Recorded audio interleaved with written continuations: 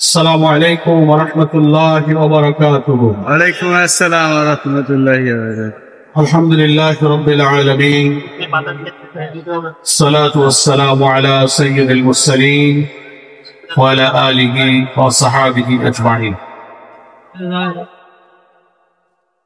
আজকে এই কয়রা পাইগাছা উন্নয়ন ফোরামের ঈদ পুনর্মিলনী অনুষ্ঠান রাজধানী ঢাকার অদূরে একেবারে প্রাকৃতিক সবুজ শ্যামলিমা নিরিবিলি নির্মল আলো বাতাস, যদিও বৈশাখে প্রচন্ড তাপদাহ আছে, তারপরেও আমি বলবো যে একটা চমৎকার প্রাকৃতিক পরিবেশে পুনর্মিলনীতে আমরা উপস্থিত হতে পেরেছি।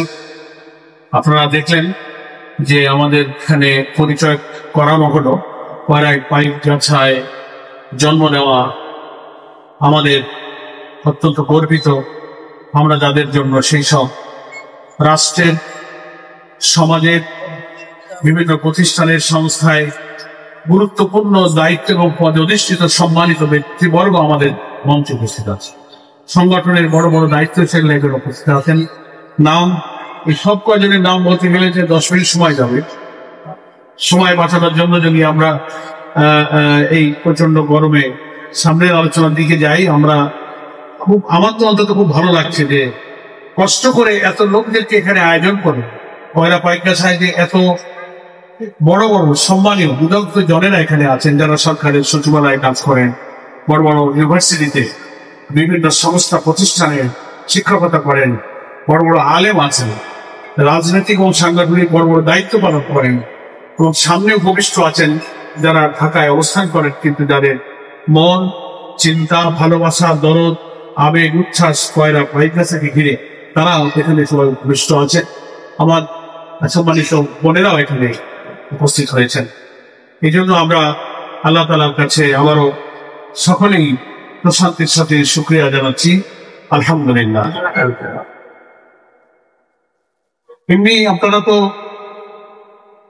পয়লা বৈশাখ ছুটির দিন সুযোগটা নিতে পেরেছেন, আলহামদুলিল্লাহ। এমনি শারীরিক মানসিকভাবে তো ভালো আছেন সবাই, আলহামদুলিল্লাহ। কতদিন পর যে আপনারা এবং আমি সবাই এখানে আমরা এইভাবে একত্রিত হতে পারলাম, ওইটা হিসাব করতে গেলে সে কতদিন, দিন হিসাব করতে গেলে হিসাব করে পারা যাবে না যে কতদিন আমরা এইভাবে নিজেরা মিলিত হতে পারিনি। এটার পেছনে অনেক কারণ ছিল। আমরা 17-18 বছরের একটা কালো যুগ আমরা পার করেছি, যে যুগে আমরা 5টা লোক একত্রিত হতে পারি। বাসা থেকে ধরে আনা হয়েছে, ড্রয়িং রুমে আপনি চা খাচ্ছেন, ধরে নিয়ে বলা হবে আপনি নাশকতা ষড়যন্ত্র করতেছেন। আপনার বুক সেলফে, বইটা আলমারিতে কোরআন হাদিসের কিতাব নিয়ে বলা হবে আপনি জঙ্গি বই আপনার কাছে পাওয়া গেছে, নাকি বলেন? আর কয়রা বাইক ইসলামী আন্দোলন করেছেন তার কোনো শেষ নেই। ঘরে ঘরে মামলা, জনে জনে মামলা, কোর্ট কাচারি, জেল। এখানে মনে হয় ঢাকার লোকেরা হয়তো একটু বেশি টেছে গেছেন কিনা আমি জানি না, কিন্তু যারা কয়রায় থাকতে পারেননি, মানে পেশাগত কারণে বাধ্য হয়ে আপনারা আশরাফ ভাইদের মতো লোকেরা ঢাকায় আছেন, আলহামদুলিল্লাহ। কিন্তু দায়িত্ব পালনের প্রয়োজনে যারা বাড়ি ঘরে থেকেছেন তারা একটু বেশি মজলুম হয়েছে, নাকি বলেন? আর কয়রায় বাড়ি ঢাকায় থাকে, ও ধরতে গেলে তো খোঁজা লাগে। ঢাকা শহরে কয়রা পাইকগাছার মামলা করতে হবে, তার ওয়ারেন্ট আনতে হবে, এইখানকার থানারে তা বলতে হবে, তা খুঁজে বেড়াতে হবে, সেই সময় খুব কঠিন, কিন্তু ওখানে পাইতে সহজ। তো তবু একটু আমি চেক করে দেখি যে আমরা সামনে যারা অন্তত বসা আছেন, এই যে কালো যুগ আমরা পার করলাম, মামলা, কোর্ট কাচারি, পুলিশের হয়রানি শিকার হয়েছেন আপনারা ঢাকায় থেকেও যারা, তারা একটু হাত তোলেন তো। কত লোক, ওই যে আমার বোনেরাও বলতেছে মাশাআল্লাহ, একজন বোন পাওয়া গেছে, তোমরা পিছনে আসো, মাশাআল্লাহ, যাক আলহামদুলিল্লাহ। মামলা খেয়ে ঢাকায় আসেনি তো? না, ঢাকায় এসে খাইছো, ঢাকায় এসে খাইছো, আচ্ছা আলহামদুলিল্লাহ। সবাই আমরা মজলুম, আলহামদুলিল্লাহ। আমরা এসে কখনো দুঃখ প্রকাশ করি না, কি বলেন? আমরা দুঃখিত নই, বরং আল্লাহ তাআলার প্রতি আমরা সন্তুষ্ট। বিনা অপরাধে কোনো মুমিনের উপরে যদি কোনো মুসিবত বিপদ এসে পড়ে, আল্লাহ রাসূল সাল্লাল্লাহু আলাইহি ওয়াসাল্লাম সহিহ হাদিসে বলছেন, সেই মুমিন মুমিনা যদি ধৈর্যের সাথে সে পরীক্ষার উপরে আল্লাহর কাছে সন্তুষ্ট থাকে, আল্লাহ তাআলা তার গোনাগুলো ওই মুসিবতকালীন সময় ক্ষমা করতে থাকে। ক্ষমা করতে থাকে আর তার আমল নামায় নীতিযুক্ত হতে থাকে। আল্লাহ নবীর এই সুসংবাদ বলে যেন আমাদের সকলের জীবনে কার্যকরী হয়। আল্লাহ আমিন।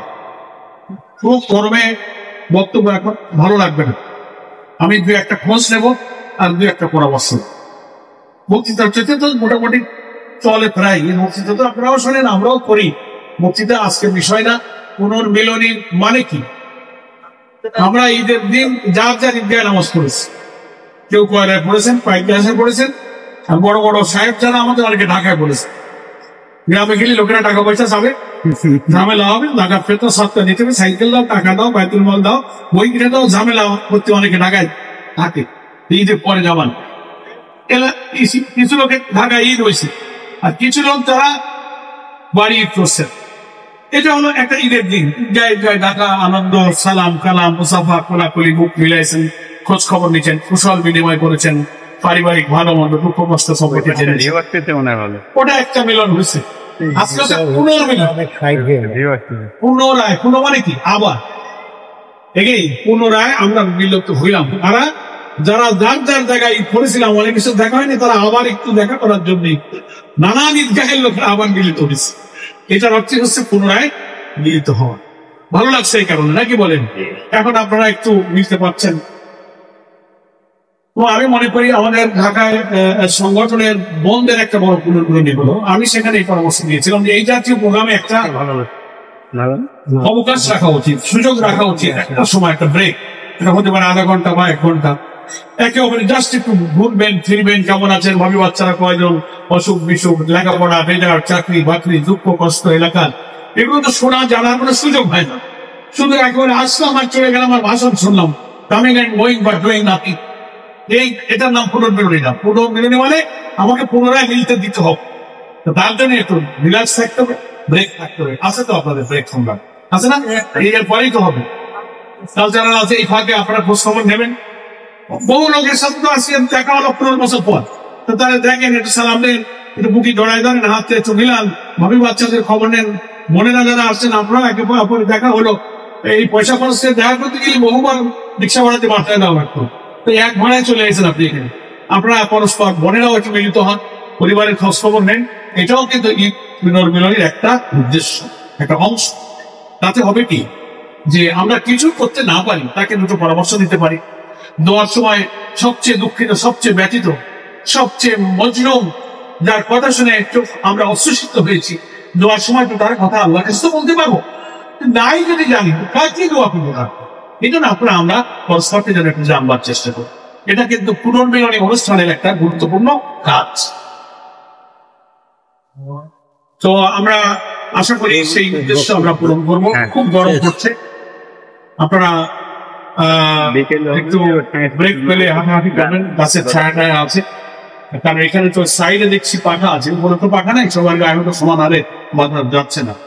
তবুও তো এখানে একটা আব্দুল রশিদের মতো অ্যাক্টিভ লোকেরা দৌড়াদৌড়ি করে করে কালাম ভাই আসছে খুলনা থেকে ছুটে 2 দিন আগে, অনেক কষ্ট হয়েছে। আর ঢাকার লোকেরা পরিশ্রম করেছেন। আমি মোবারকবাদ জানাই যে এত দূরে বাস রিজার্ভ করে আপনারা আসছেন, শুনলাম সব কাহিনী। এটার জন্য পাইকাসার লোকেরা যে সংগ্রামী মানুষ, কষ্ট করতে পারে, বাঘের সাথে সমুদ্রের সাথে লড়াই করে, হ্যাঁ, আপনারা জীবন সংগ্রামে পানির সাথে ভাঙনের সাথে লড়াই করা মানুষ ঢাকায় এসে বাসে নিচে আসা, কিন্তু সেই তুলনায় খুব কমই লড়াই, কমই সংগ্রাম। তো আপনারা কষ্ট করে আছেন, তাই আমার কাছে খুব ভালো লাগে। আমরা ডুমুরি আবদুল্লাহদের বাড়ি, আপনাদের মতো অত কঠিন সংগ্রাম বেঁচে থাকার জন্য অন্তত প্রকৃতির সাথে করা লাগে। অন্য সংগ্রাম তো আমাদের আছে, সেই জন্য আমার খুব ভালো লাগছে যে আপনারা এই ঢাকা ইউনাইটেড আছেন, উন্নয়ন ফোরামের নামে সংগঠিত আছেন, এবং নানান ধরনের একটু এসে আসার কথা শুনছিলাম ওখানকার মানে মেজর জনজীবনে বিরাজমান সমস্যাগুলো, উপকূলীয় জেলা হওয়ার কারণে সেখানে ভাঙন, সেখানে বন্যা, মানুষের দারিদ্র, নানান ইস্যুতে একটা পরিকল্পনা নিয়ে এই ফোরাম সামনে আগাচ্ছে। এগুলো আমাদের ভাবনা চিন্তা দরকার। সময়ের চাহিদা পূরণ করে আল্লাহ তাআলা যে মাতৃভূমি, যেখানে আমার জন্ম, সেই এলাকার প্রতি আমাদের যে কমিটমেন্ট, আমাদের দায়বদ্ধতা, আমরা যেখানেই যত বড়ই হই, আমার এলাকায় যদি আমি ভালো থাকতে পারি, এলাকার মানুষের একটু সুখের খবর, স্বাচ্ছন্দ্যের খবর বিষণ্ণ মুখে একটু হাসি যদি আমরা দেখতে পাই, শুনতে পাই, সেটা কিন্তু আমি বড় জায়গায় থেকে আমার একটা তৃপ্তি। সেই জন্যই আপনাদের এই আয়োজন এবং এই ধরনের পরিকল্পনা উদ্যোগ নিশ্চয়ই গতিশীল হবে। এবং উন্নয়ন ফোরামের যতগুলো কাজ আছে আমি দুইটা কথা পরে বলবো, কিন্তু এইগুলো হচ্ছে অন্যতম একটা কাজ যেটা আপনারা এখানে বসে করেছে। আর একটু খবর নেবো যে পয়রা যাদের বাড়ি তারা একটু হাত তোলে। কি বলবো, সুবহানাল্লাহ, আলহামদুলিল্লাহ, না ইল্লা লিল্লাহ, কোনটা পড়বো ভালো করে তোলেন তো। পাইকাসা পরে কোনটা পড়ছে পরে পড়ি। এখন পয়রা আবার একটু তোলেন, আমি একটু আইডিয়া করে নিই। বোনেরা তুলেছেন হাত, মাশাআল্লাহ। আচ্ছা দেখি নামান আলম ভাই কত উনি সব জায়গায় ও পাইকাসাও শুয়ে থাকে, পয়রাও শুয়ে থাকে। আসল ঠিকানা হলো ভুল না। এখন পাইকাসা হাত তোলেন, বোনেরা তোলেন, ভাইয়েরাও তোলেন।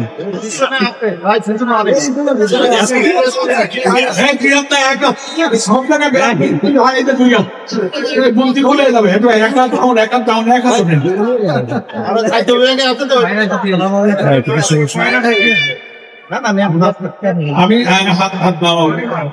আমি এখানে একটা জিনিস দেখলাম যে গুণায় সংখ্যা বেশি হওয়ার জন্য বাইক গাছা অ্যাক্টিভ, আর কয়রা শুধু বলে যাচ্ছে যে কয়রা বেশি।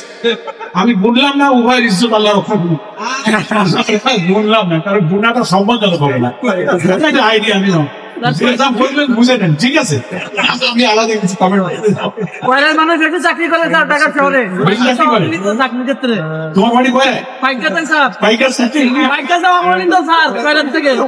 এই ওর কথাটা সবাই শুনতে পারেন, ওর মাইকে দিলে ভালো হইতো। ও বলতেছে যে কয়রার মানুষ ঢাকায় বেশি চাকরি করে, আর পাইকাসার লোকেরা বেশি অবহেলিত। এটা তার একটা দুঃখ। কয়রার লোক বেশি চাকরি করার কি কোনো অসুবিধা? আলহামদুলিল্লাহ বলছে।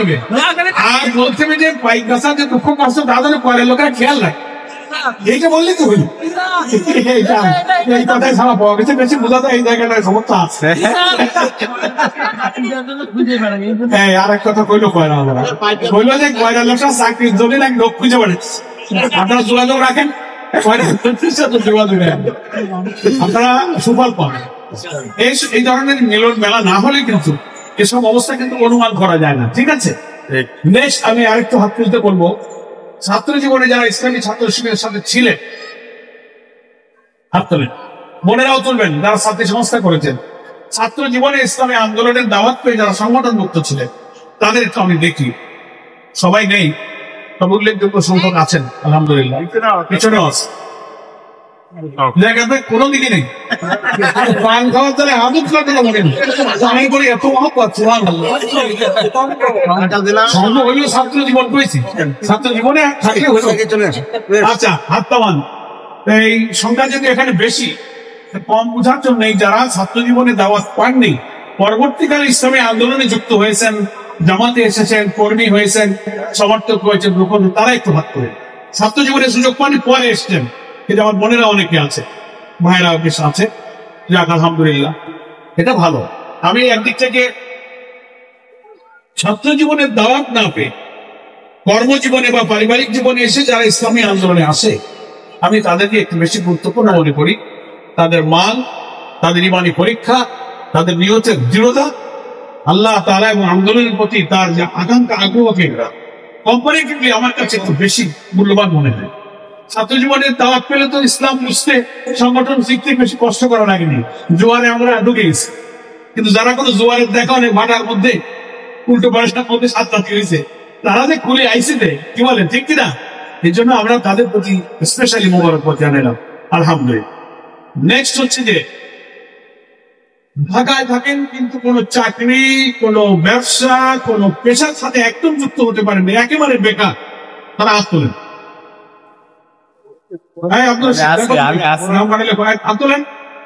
কোন চাকরি, কোন পেশায় ঢুকতে পারেননি, ঢাকায় থাকেন, আপনাকে নাম কাটলে ওই যে আমার আপা 1 2 3 আপা অর্ধেক তুলছেন কেন? পুরা তোলেন, রসিদে দেখতে হবে তো, চাকরি ও দেবে সব। হাত তোলেন। এই যেখানে অনেক আপার হাত তুলেছেন, বেকার আপারা যারা আছেন, দেখো তুমি একটু দেখো, বাচ্চা হাত তুলেছে, ও তো বেকার, বেকার, কোনো কাজ নাই। আলহামদুলিল্লাহ, এদিকে বেকার কেউ নেই, সব মাতব্বর নেতা, তো আমাদের কেউ বেকার নেই। ফোরাম কিন্তু এটা একটু খেয়াল করতে হবে যদি সব জায়গায় আছে, আমাদের এলাকায় সব জেলায় আছে, কিন্তু এইসব প্রতিষ্ঠান করার উদ্দেশ্যের মধ্যে এটা একটা অন্যতম কাজ। আল্লাহ তাআলা আপনাদের হালাল রিজিকের একটা অবলম্বন যেন তাড়াতাড়ি করে দেন, আমরা আল্লাহর কাছে সেই দোয়া করি আপনাদের জন্য। আপনারা পেরেশান হবেন না। একটা সংগঠনের মধ্যে যেহেতু আমরা নিবন্ধিত হয়ে গেলাম, লিস্টেড হয়ে গেলাম, এটা তালিকা আপনাদের কাছে থাকবে। এই আমাদের নামের ব্যবস্থা করা হয়েছে, রেজিস্ট্রেশন করা হয়েছে, একটু যোগাযোগ থাকবে, ফোন নাম্বারটা দেবেন। আপনারা ফোরামের কাছে কোনো কাজের স্কোপ থাকলে এই যে আমাদের ভাইরা আছেন জানাবেন, ওরা যেখানে যে উপযুক্ত ফিট হয় তাকে কল করে এখানে একটু আনবার চেষ্টা করে। এটা আমাদের এই ফোরামের একটা কাজ, এটা আপনারা চেষ্টা করবেন। আর একটা হচ্ছে যে এই ছাত্র জীবনে যারা মাদ্রাসায় লেখাপড়া করেছেন, তারা একটু হাত তোলে। মাশাআল্লাহ, এটাই তো দেখছি বেশি। আবারও মাদ্রাসায় পড়েছেন দেখছি অনেক এদিকে 4, 7, 8, 9, 10 জন আছেন আবার মাদ্রাসায় পড়া। ভাইরা তো বেশি দেখা যায়। হাত নামা। কলেজ বিশ্ববিদ্যালয় আগের চেয়ে একটু কম আছে, কিন্তু মাদ্রাসা একটু বেশি মনে হয় না কি? আসলে মাদ্রাসা একটু বেশি। হ্যাঁ, বক্তৃতা না, এই তো বক্তৃতা আমার আর কোনো বক্তৃতা নেই। সারা জীবন বক্তৃতা তো কম করলাম না, অত বক্তৃতা শোনা দরকার নেই। এই কাউ তো বক্তৃতা হয় না, নাকি বল? আমার বসতে হবে না, আমি একটু নায়ক দিচ্ছি। তো মাদ্রাসার যারা শিক্ষিত আছেন, এটা আলহামদুলিল্লাহ, এটা বিরাট ব্যাপার। আর কলেজ বিশ্ববিদ্যালয় তাদের জীবন, তাদের দায়িত্ব একটু ভিন্ন ধরনের। আপনারা সবাই আমরা ইসলামী আন্দোলনের সাথে সম্পৃক্ত আছি, আমরা সেখানে থেকে যেন আমরা আমাদের দায়িত্বটা পালন করতে পারি, এটা আমরা সবাই যেন একটু খেয়াল রাখি। এখন ঢাকায় অবস্থানরত ভাইদের নিয়ে বাংলাদেশের বিভিন্ন জেলার লোকেরা ঢাকায় থাকে, তো তারা এইসব কমিটি করে। এই চট্টগ্রাম সমিতি, ফেনী সমিতি, রাজশাহী সমিতি, পঞ্চগড় সমিতি, দেখবেন বিভিন্ন সাইনবোর্ড আছে না, তারা নাম এক একটা দেয়। সব জেলার লোকেরা ঢাকায় কিন্তু ইউনাইটেড থাকতে চায়। অনেক জায়গায় একাধিক কমিটি হয়েছে, ওই নিজেদের মধ্যে রাজনীতির কারণে হোক, ছাত্রের দ্বন্দ্বে হোক, নেতৃত্বের লড়াই হোক, ভাবে 2 কমিটি 3 কমিটি হয়েছে। তো ঢাকায় অবস্থানরত ইসলামী আন্দোলনের সাথে যারা সম্পৃক্ত, তাদের এরকম সংগঠিত হওয়ার ফোরাম, ক্লাব, কমিটি, সমিতি, যে নামেই হোক, এইটা করার একটা উদ্দেশ্য থাকে।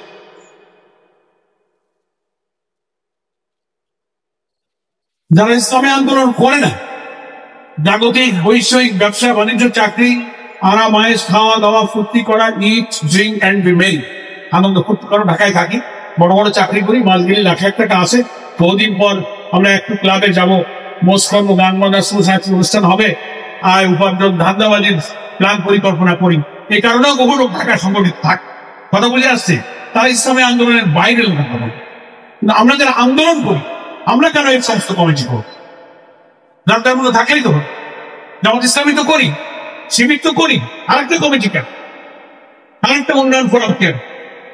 এটা প্রধান 2 কাজ, এটা আমাদের সবাই মনে রাখতে হবে। খুলনা যে ঢাকাস্থ একটা ক্লাব আছে, ওদের যে জাহাজের বড় পুনর্মিলনী হলো, আমি ওখানে 2টা কথা বলেছিলাম, সেটা আমি এখানে আরেকটু রিপিট করি। সেটা হচ্ছে, প্রথম কাজ হলো ঢাকায় যারা আপনারা থাকবেন, তাদের নিজেদের মধ্যে সম্পর্কের বন্ধন, যেটাকে কেন্দ্র করে মাঝে মাঝে মিটিং সিটিং এ মিলিত হওয়া, সুবিধা অসুবিধা, ভালো মন্দ পরস্পরকে জানা, তার বিপদে ছুটে গেলাম, আমার বিপদে কাউকে একটু পাশে ডাকলাম, একে অপরকে জানাজানি করা। এই যে মানে কি বলে, সঙ্গবদ্ধ জীবনের যে উপকারিতা, দিনের কারণে আমরা যে একটা পরিবার হয়ে গেছি, আমরা একটা ভাই হয়েছি। এই যে আবুল কালাম আজাদ ভাই বক্তব্যের মধ্যে একটা আয়াত করেছেন না, যে আল্লাহ দিনের কারণে এই সম্পর্কটা আমাদেরকে তৈরি করে দিয়েছে। এখানে আসার আগে আমরা একে অপরকে চিনতাম না, জানতাম না, কেউ রক্তের সম্পর্ক না, খালাতো ভাই, মামাতো ভাই, ফুফাতো ভাই, বোন, এই রক্তের সূত্রে কিন্তু আমরা একত্রিত হয় না, একে অপরে আমরা অপরিচিত দুশ্মন ছিলাম। এটা আল্লাহ কোরআনে এই সম্পর্কের পরিচয় দিতে গিয়ে বলছেন, فكنتم أعداء فألف بين قلوبكم فأصبحتم بنعمته إخوانا। তোমরা একে অপরের শত্রু ছিলে, চিনতে না পরস্পর। فألف بين قلوبكم, আমি তোমাদের তলবগুলোকে জুড়ে দিয়েছি। দিন পঞ্চ হার বাইনা একে ইচ্ছাদার একের সাথে অপরকে আল্লাহ নিজে বলতেন, ফাআল্লাফা বাইনা কুলুবিকুম, আমি দিল সমূহকে, কলব সমূহকে, হৃদয় সমূহকে আমি জুড়ে দিয়েছি। এতে লাভ কি হয়েছে আল্লাহ নিজেই বলছেন, জুড়ে দেওয়াতে কি লাভ হয়েছে? ফাআসবাহতুম বিনি'মাতিহি ইখওয়ান, সেই নিয়ামতের কারণে তোমরা সবাই ভাই বোন হয়ে গেছে, সব ভাই। এমন ভাই, আদর্শ বিরোধী আপন ভাই অসুস্থ হলে খবর নেওয়ার টাইম থাকে না। দিনী ভাইয়ের জ্বর হয়েছে শুনলে কিন্তু আপেল কিনে নিয়ে তার বিছানা করতে হবে। রক্তের বন্ধনের চেয়ে দিনের বন্ধন সবচেয়ে মজবুত, আদর্শের বন্ধন মজবুত। ঢাকায় থেকে এই উন্নয়ন ফোরাম করার দুই উদ্দেশ্যে, প্রধান উদ্দেশ্য যে আমরা একে অপরে ইসলামী আন্দোলনের আল্লাহর জুড়ে দেওয়ার সম্পর্কে ভাই হয়ে গেছি, বোন ভাই। আমরা পরস্পর মোমেনা পরস্পরের সুবিধা অসুবিধা ভালো মন্দ আমরা কুশল বিনিময় করবো, খোঁজ খবর। হ্যাঁ, দ্বিতীয় উদ্দেশ্য হচ্ছে যে যেখানে আমি জন্মেছি, পিতা মাতার ঠিকানা আমার ঠিকানা, যেখানে যে মাটিতে আমি ধুলোবালি মিশে খেলা করেছি, আমার শিশুকাল, আমার কৈশোর, আমার যৌবন, যেখানে আমার কেটেছে, যেখানকার মাটি মানুষের সাথে আমার সম্পর্ক ছিল, সেখানকার ইসলামী আন্দোলন কি করে মজবুত হইতে পারে ঢাকায় বসে সেই চিন্তা ভাবনা করা। কথাটা আমি বুঝাতে পেরেছি? এটা 2 নম্বর। মনোযোগ ক্ষুদা একদম একটু গরমে না ক্ষুদা কোন কারণে আনমাইন্ডফুল হয়ে গেছে। কয়টা উদ্দেশ্য বলেছিলাম? 2টা। মাঝে মাঝে একটু ক্লাসের মতো প্রশ্ন করি যাতে বোঝা যায় মনোযোগ আছে। কয়টা উদ্দেশ্য বলেছি? 1 নম্বর বলা হয়ে গেছে। কিন্তু 1 নম্বর কি? ঢাকায় আমরা যারা থাকি তারা যেন মিলেমিশে পরস্পর সুখ দুঃখ ভাগ করে নিয়ে বিপদে আপদে আমরা যেন পাশে থাকতে পারি। দ্বিতীয় কি বলেছি?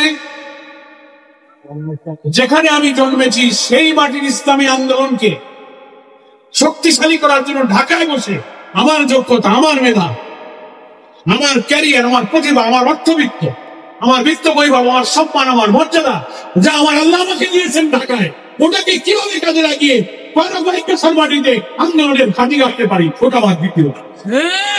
আমি শুধু এইটা নিয়ে এখানে বলছি হামবড় আমি করবো, আমি ঘন হয়ে গেছি। আর আমার এলাকায় কোনো ইউনিট নাই, আমার গ্রামে কোনো রূপন নাই, টাকার অভাবে শিবির বই কিনতে পারে না, একটা সাইকেলের অভাবে কাজের ক্ষতি হয়ে যাচ্ছে, চিকিৎসার জন্য ঢাকায় এসে হাসপাতালে রুগী নিয়ে এসে থাকার জায়গা নাই। আমি খুব আরামে ঢাকায় আছি। ফলে দ্বিতীয় দায়িত্ব হলো কয়রা পাইকার সংগঠন কি করে মজবুত হবে। যার যদি তৌফিক থাকে আমি বই কিনে দেবো, এই নাও সিমেন্ট, তোমার 200 সেট স্বাধী সিলেবাস, কোনটি সিলেবাস, এই যেরকম সিলেবাস সদস্যপতি দাও, দিয়ে দাও, 2 লাখ 5 লাখ টাকার বই জোগাড় করে দিয়ে দেবেন।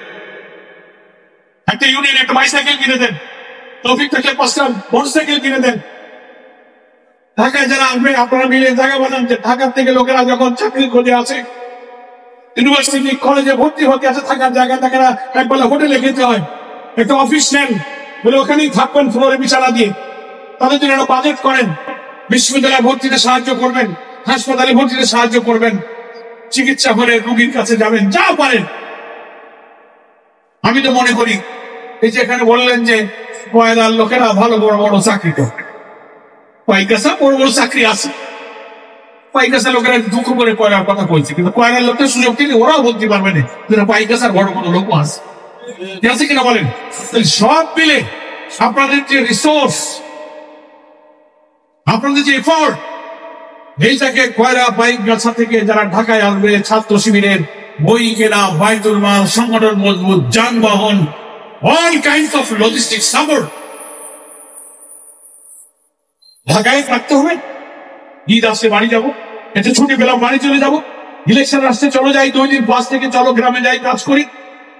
বাড়ি গেছেন 2 দিন থাকবেন শুধু মা বাবার বউ বাচ্চা নিয়ে, কারোর খবর পেলেন একা একা চুপি চুপি খেয়ে এদের আরাম আয়েস করে নিজের মসজিদে নামাজ পড়ে চলে আসতেন ঢাকে। আপনি ওখানে যাওয়ার সময় জেলা আমিরকে বলে যান, উপজেলা আমিরকে বলেন যে আমি অমুক তারিখে আসছি, 2 দিন আমাকে একটু কাজে লাগাও। আপনি একটা ইউনিয়নের 9টা ওয়ার্ড আছে, আপনার মতো শিক্ষিত একজন বুদ্ধিজীবী জ্ঞানী মাস্টার ডিগ্রি হোল্ডার চাকরিজীবী শোনে যেন আমার গ্রামের আব্দুল রহিম ঢাকায় থাকে, ও আইসে। আপনি 5টা মসজিদে 5 ওয়াক্ত নামাজ পড়েন, শিবির কর্মীদের মাথায় একটু হাত বোলাই দেন, গরিব দুঃখী আমাদের কর্মীর বাড়ির পাশে গিয়ে একটু কিছু খাওয়া দিয়ে কথা বলেন, বাবাকে কিছুই জানার দরকার নেই, কিন্তু আপনি বাড়িতে গিয়ে যে ওর কাছে মাথায় একটু বসছেন, এটা তাকে ইন্সপায়ার করবে, অনুপ্রাণিত করবে, উৎসাহিত করবে, সত্যি ভাবে যে না ওরা ঢাকায় থেকে আমাকে ভুলে যায়নি। আমি কথাটা বোঝাতে পারছি কিনা? এই জন্য যারা বাড়িতে যাবেন ইউনিয়ন আমিরকে, থানা আমিরকে নোটিশ করবেন, আমাকে কাজে লাগাও। মরহুম শামসুর রহমান সাহেব নায়েবে আমির রাহিমাহুল্লাহ আল্লাহ তাআলার একজন নিবেদিত দায়ী ছিলেন। ঢাকা থেকে যখনই উনি খুলনা যেতেন আগে আমাদেরকে ফোন করতেন। ওনার বাড়ি ছিল আলতা, বললেন আছে তো, খেয়াল আছে আপনাদের, মানে আমি অমুক অমুক তারিখে আসতেছি, আমাকে কাজে লাগাও।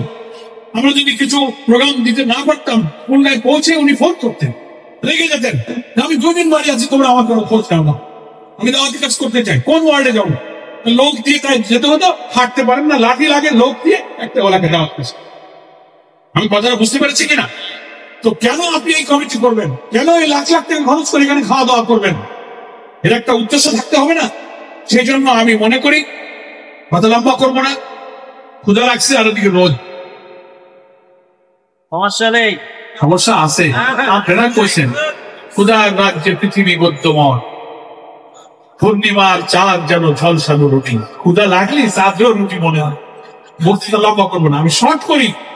2টা কাজ, ঢাকায় আপনারা ইউনাইটেড থাকবেন, পরস্পর ভালো থাকবেন, পরস্পর আয় উপার্জন, দেখা শোনা, ভালো মন্দ পান, পরস্পরকে দোয়া করবেন। আর খুলনা 6 আসনের একেবারে ইমিডিয়েট প্রবলেম হয়ে গেছে নির্বাচন সামনে, ডিসেম্বরে যদি ইলেকশন হয়, আপনি 6 মাসও কিন্তু সময় পাচ্ছেন না। শিডিউল ঘোষণা হতে পারে, ফোরামটা স্থায়ী, ইলেকশনের পরেও কিন্তু ফোরাম থাকবে, তখন অনেক কাজ আমরা করতে পারবো, নাকি বলেন? এই খাল কাটবো, মাটি কাটবো, বাঁধ দেবো, বোর্ডার ঠিক করবো, এরকম করা যাবে পরেও। এর আগে যা পারেন করেন, কিন্তু এখন ইলেকশন হচ্ছে আমাদের ফার্স্ট এজেন্ডা। কথা বুঝে আসছে? আল্লাহ তাআলা যদি ওখানে আমাদেরকে আবার বিজয় দেন, অনেক দুঃখ কষ্ট দূর করে আল্লাহ তাআলা আপনাদেরকে আরো ইজ্জতের মধ্যে নিয়ে যাবেন ইনশাআল্লাহ। সেই লক্ষ্যে আছেন। আমরা আন্দোলনের রাজনীতির যে জায়গায় একটা কালো যুগ থেকে আমাদেরকে যে পাটাতনের উপরে আল্লাহ আমাদেরকে দাঁড়ানোর তৌফিক দিয়েছেন, এটার উপরে ভিত্তি করে নতুন বাংলাদেশ নির্মাণের যে স্বপ্ন আমাদের প্রিয় জামাত ডক্টর শফিকুর রহমান ডাক দিয়েছেন, সেই ডাকে সাড়া দিয়ে আগামী নির্বাচনে কি করে খুলনা 6 থেকে আমরা বিজয়ী হব, সেই স্বপ্নেই এখন আমাদের বিবর্তিত। কাজে, চলনে, অফিসে থাকবো, কিন্তু আমার ভাষায় থাকবে ইলেকশন। যে ইউনিয়নের বাড়ি, আমি তো আমার এলাকার লোকদেরকে ওটা বলেছি, ঢাকায় কার ইউনিয়নের বাড়ি, তুমি তোমার ইউনিয়নে ভাবো। মহারাষ্ট্র ইউনিয়নে কয়টা লোক ঢাকায় থাকেন? তারা মেলেন জিজ্ঞেস আমার ইউনিয়নের কি সমস্যা, তাহলে আমরা কয়জন ইউনিয়ন তোমরা সাইকেল কিনে দিই, 50,000 টাকার বই কিনে দিই, 2টো অভাবী গরিব আছে লজিং দিয়ে দিই। যার যার ইউনিয়ন নিয়ে ভাবেন। ঢাকায় যদি এমন অবস্থা যে না, কোন ইউনিয়নের লোকই বা 5টি ইউনিয়নের কোন লোক ঢাকায় নাই, তোমরা থানা আমির বলতে পারবে, ফোরামকে বলবে, তারা অন্য সেই ইউনিয়নে সেভাবে সাহায্য করবে। যার ইউনিয়নে যার বাড়ি, যার গ্রামে যার বাড়ি, তার সাথে সেই ইউনিয়ন আমিরের কানেকশন থাকবে, ওয়ার্ড সভাপতির ফোন নাম্বার থাকবে। এই বেলাল, তুমি ওয়ার্ড সভাপতি নাকি শুনছি, আমি আব্দুল রহিম বলছি, আমি করিম বলছি, আমি তো অমুক জায়গায় বড় চাকরি করি, তোমার সমস্যা হলে আমাকে তুমি বলো। ভাই, এরকম একটা ফোন যদি একটা ইউনিট সভাপতি পায়, খুশিতে কাটতে দেবে। আমার কথা বুঝাতে পারছি কিনা? আমি টের পাই যে 10 বছর আগে আমি চিনি না, বড় পদের একটা চাকরির লোক, আমি অমুক গ্রামের একটা ইউনিট সভাপতি, আমার উনি ফোন করছে। এই নাম্বার গুলো আপনারা নিয়ে নেন। আপনার যে গ্রাম, ওই গ্রামের ইউনিট সভাপতি কে, ওয়ার্ড সভাপতি কে, মহিলা সেক্রেটারি কে, কি সমস্যা আছে, আপনি সপ্তাহের মধ্যে একদিন যদি ফোন করেন, দেখবেন ওখানকার সংগঠন রাইজ করবে, উঠে যাবে, জাগ্রত হবে। এমনি তো আল্লাহ তাআলা কয়রা পাইকাসার মাটিকে ইসলামী আন্দোলনের উর্বর ভূমি করে, চাষিরা যদি এখন একটু ভালো করে লাঙলের মুঠি চেপে ধরতে পারে, আগাছা নিরাতে পারে, চাষ দিতে পারে, ইনশাআল্লাহ সবুজ ফসলে আমাদের মাঠ ভরে যাবে ইনশাআল্লাহ। সবাই কি রাজি আছেন? ইনশাআল্লাহ। বক্তৃতা বেশি করা উচিত না, বেশি করলে বিরক্ত হয়। যে ওয়াজ খাল পড়ায়, ওয়াজ শুনেছি, খাল পড়ার সাথে ভুলে গেছি। নদী খাল নাই, রাস্তাঘাট ব্রিজ কালভার সব হয়ে গেছে। আমার এইটুকু ওয়াজ যেন না ভুলে যান, মনে থাকবে ইনশাআল্লাহ। আর আমি সবার জন্য দোয়া করি, আমাদের সবার জন্য দোয়া করবেন। আমার কথা যদি কেউ কষ্ট পেয়ে থাকেন, আমি আল্লাহ তাআলা দিনের আন্দোলনের কল্যাণে বরকতের জন্য যা আমাকে আল্লাহ অন্তরে এনে দিয়েছেন, আমি যা আমাকে বলিয়েছেন আল্লাহ দেওয়া ইচ্ছা দিয়ে সেই কথাই আমি বলছি। আল্লাহ তাআলা আমাদের নিজেদেরকে এবং আপনাদের সকলকে এই কথার উপরে আমল করার তৌফিক দান করুন। আমিন। ওয়া তৌফিক ইল্লা বিল্লাহ।